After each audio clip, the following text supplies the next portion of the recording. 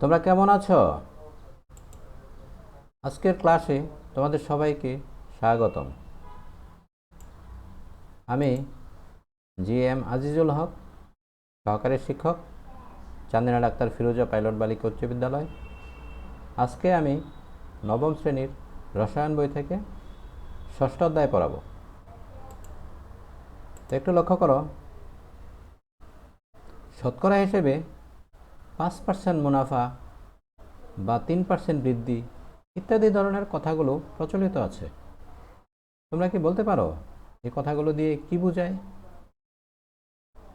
আসলে 100-এর মধ্যে 5 টাকা লাভ হয়েছে, এই কথাটা 5% মুনাফা দিয়ে বোঝায়। আবার 3% বৃদ্ধি দিয়েও বোঝায় 100-এর মধ্যে 3 বেড়েছে। ঠিক 100-এর মধ্যে হিসাব করাটাই আসলে এরকম শতকরা হিসাব।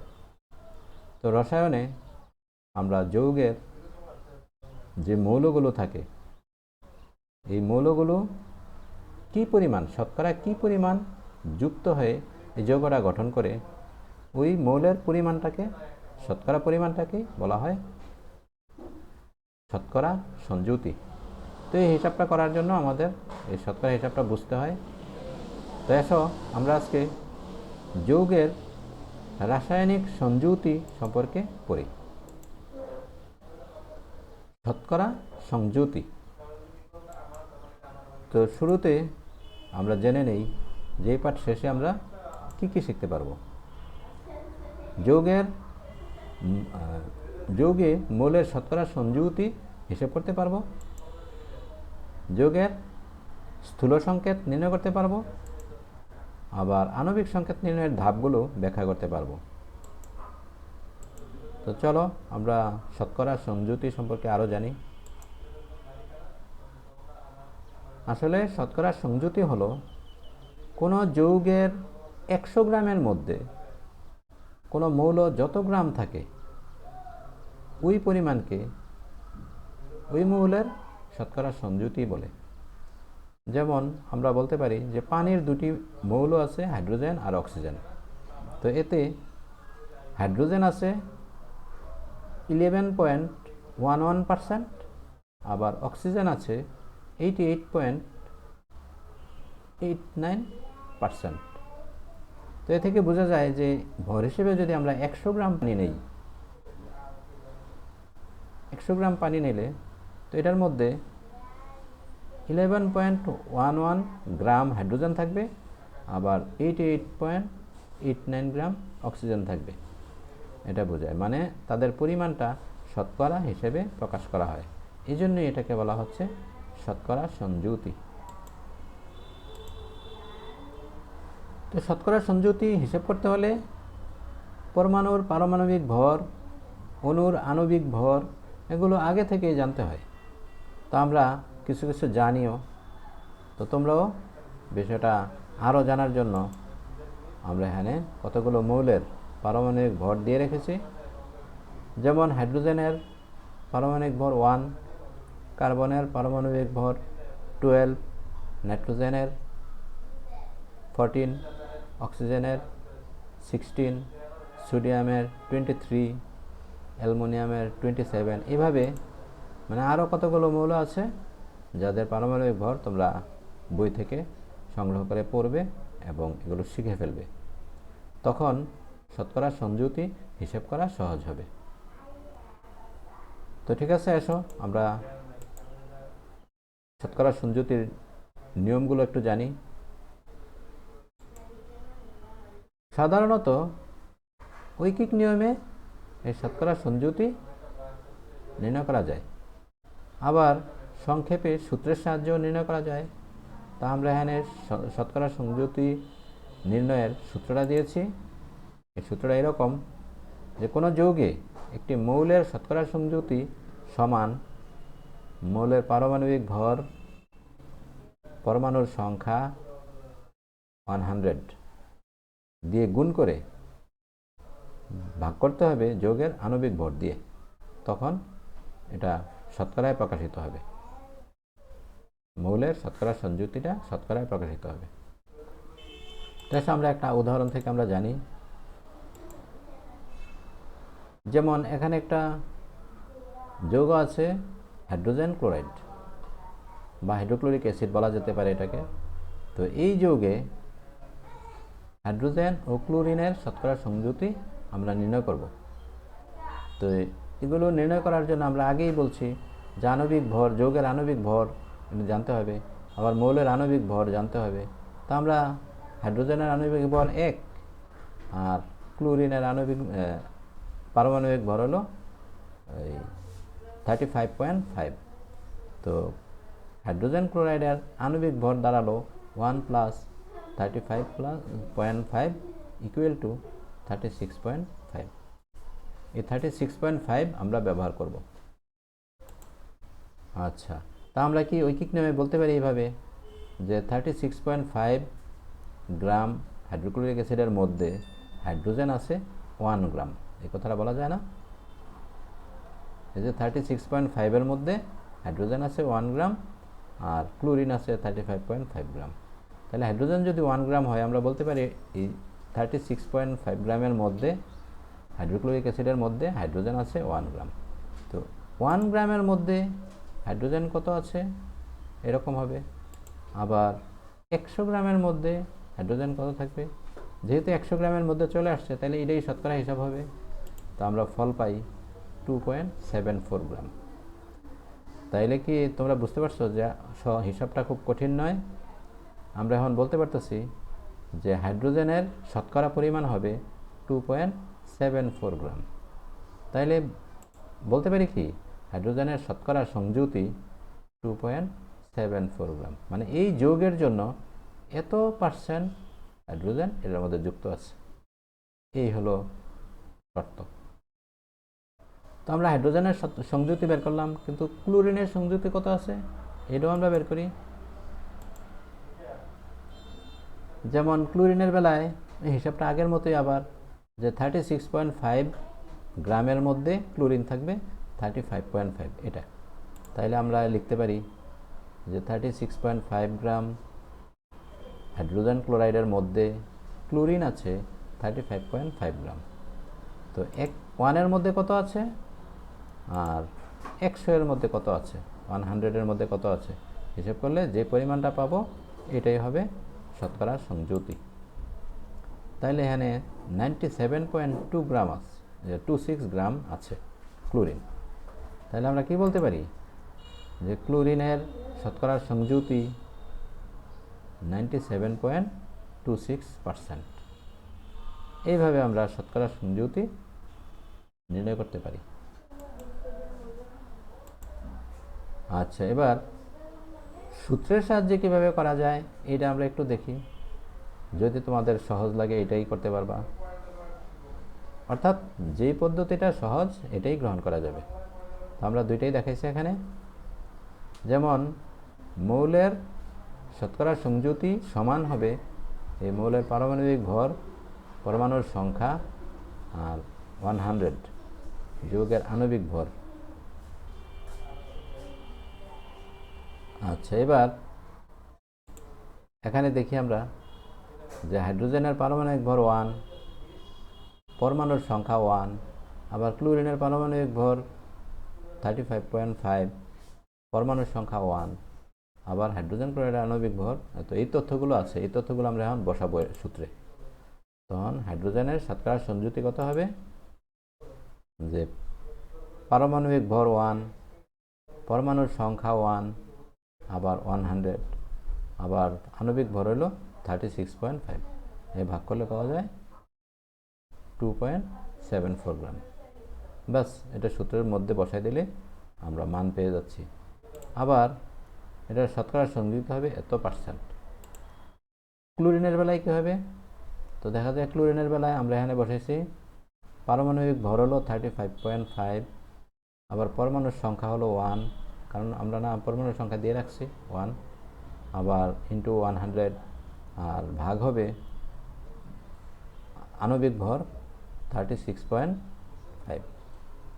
তাইলে ফল আসলো 97.26 গ্রাম। আর আমরা বলতে পারি ক্লোরিনের শতকরা সংযুতি 96.5। 97.26%। তাইলে আমরা সূত্রের সাহায্যে এভাবে বের করতে পারবো। তো তোমাদের কাছে যেটা সহজ এটাই তোমরা করবে। আচ্ছা, এখন আমরা স্থূল সংকেত ও আণবিক সংকেত সম্পর্কে একটু জানি, কারণ শতকরা সংযুতি বের করার পরে আমাদের মাঝে মাঝে দরকার হয় যে স্থূল সংকেত নির্ণয়ের, আণবিক সংকেত নির্ণয়ের, তো এগুলো জানতে হবে। তো আমরা এখানে আণবিক সংকেত সম্পর্কে বলেছি যে সংকেতে যৌগে বিদ্যমান পরমাণুর সঠিক সংখ্যা, মানে একটা যৌগের মধ্যে যতটা পরমাণু আছে পরমাণুর সঠিক সংখ্যা প্রকাশ করে যেই সংকেত দিয়ে, এই সংকেতটাই হলো আণবিক সংকেত। তাহলে পানির আণবিক সংকেত হলো H2O। আবার যে সংকেতে যৌগে বিদ্যমান পরমাণুর সঠিক সংখ্যা প্রকাশ করে না, কিন্তু সংখ্যার অনুপাত প্রকাশ করে, মানে সঠিক সংখ্যা নাই, কম বা বেশি হতে পারে, কিন্তু একটা নির্দিষ্ট অনুপাত মানে এই অনুপাতটা প্রকাশ করে, এই জন্য এটাকে বলে স্থূল সংকেত। যেমন বেনজিনের স্থূল সংকেত হলো CH। আসলে বেনজিনের আণবিক সংকেত হলো C6H6। এখানে 6 মানে চলে গেছে, ওই অনুপাত করাতে 1 হয়ে গেছে, এই জন্য বেনজিনের স্থূল সংকেত ধরা হবে CH কে। তো এটাকে 6 গুণ করলে আমরা প্রকৃত সংকেতটা পাই, আণবিক সংকেত। তো স্থূল সংকেত প্রকৃত পরমাণুর সংখ্যা নির্দেশ করে না, কিন্তু আণবিক সংকেতে সঠিক সংখ্যা নির্দেশ করে, কয়টা পরমাণু আছে এটাতে এটি বলা যায়। আচ্ছা, তো আমরা স্থূল সংকেত নির্ণয় করব, আণবিক সংকেতও নির্ণয় করব। তো একটা উদাহরণ দেয়া আছে, এই উদাহরণটা দেখো। কোনো যৌগে মৌলসমূহের শতকরা সংযুতি হাইড্রোজেন আছে 2.04%, সালফার আছে 32.65%, অক্সিজেন আছে 65.30%। তো এই যে তথ্য দেওয়া হলো, এই তথ্য থেকে আমরা স্থূল সংকেত নির্ণয় করব কিভাবে, ওই যৌগটা আমরা এখন বের করি, পরে আমরা আণবিক সংকেত নির্ণয় করতে পারবো।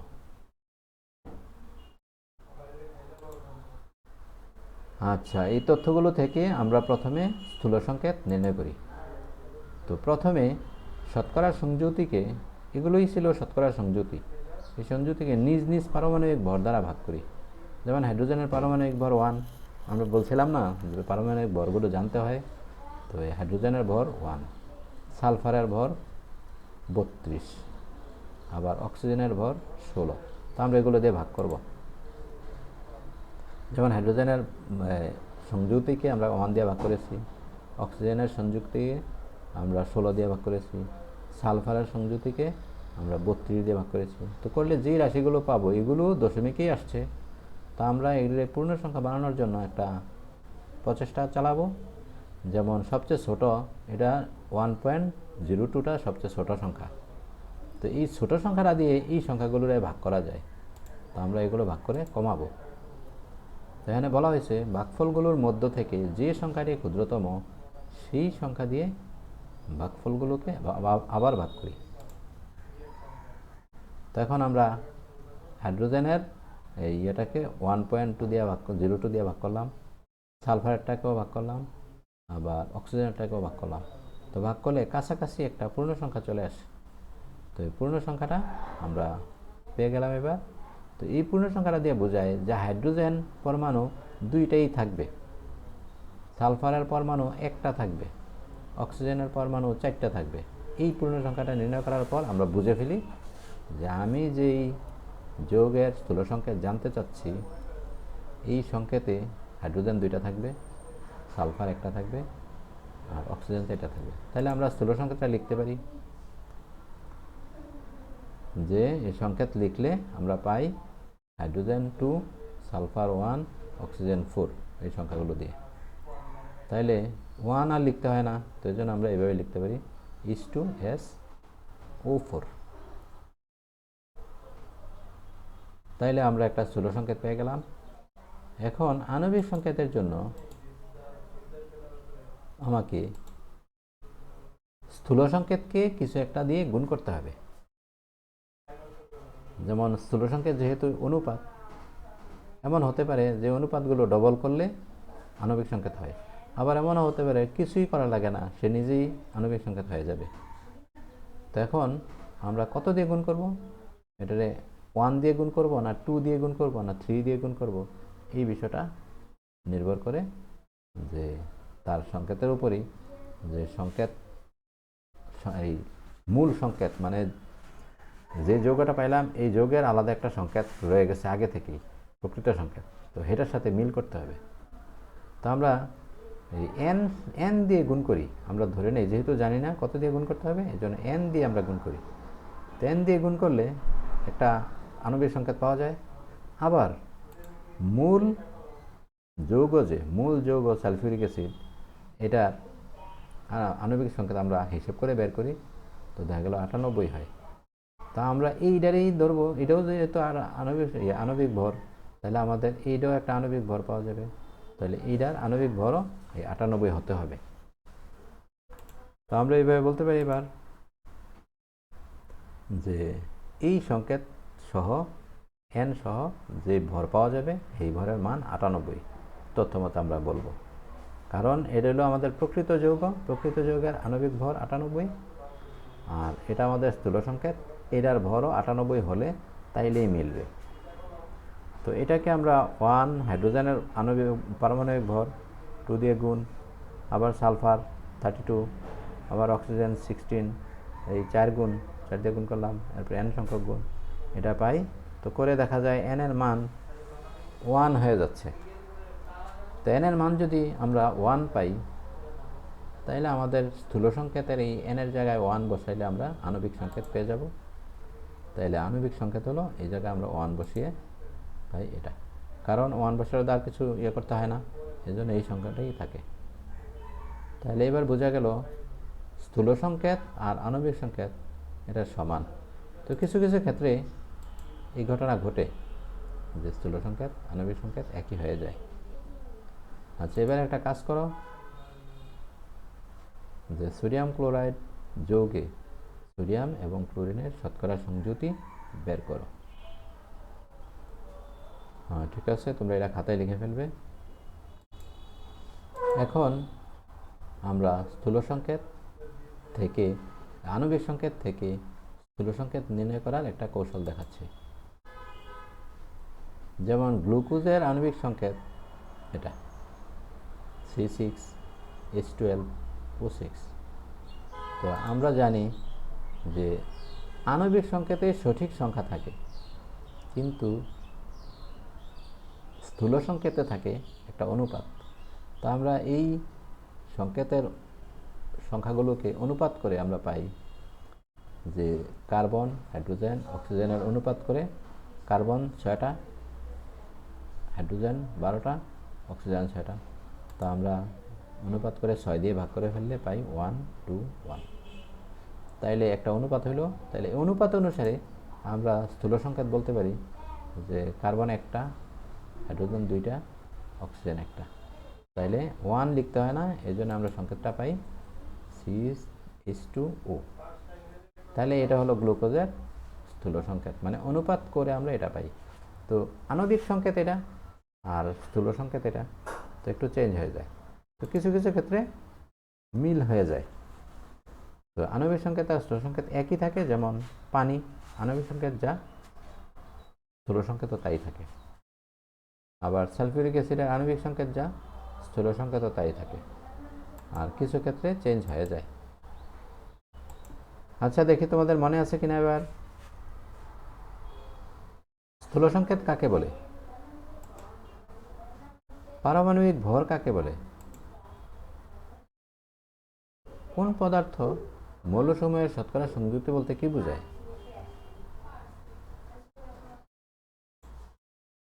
আবার স্থূল সংকেত ও আণবিক সংকেত এক নয় কেন, এইসব প্রশ্নের উত্তর তোমরা খুঁজবে, আবার খাতায় লিখে ফেলবে। আমরা যে বাড়ির কাজ দিব, এই বাড়ির কাজের সাথে তোমাদের ওই কাজগুলো জমা দিবে। আচ্ছা, তোমাদের একটা বাড়ির কাজ দিচ্ছি।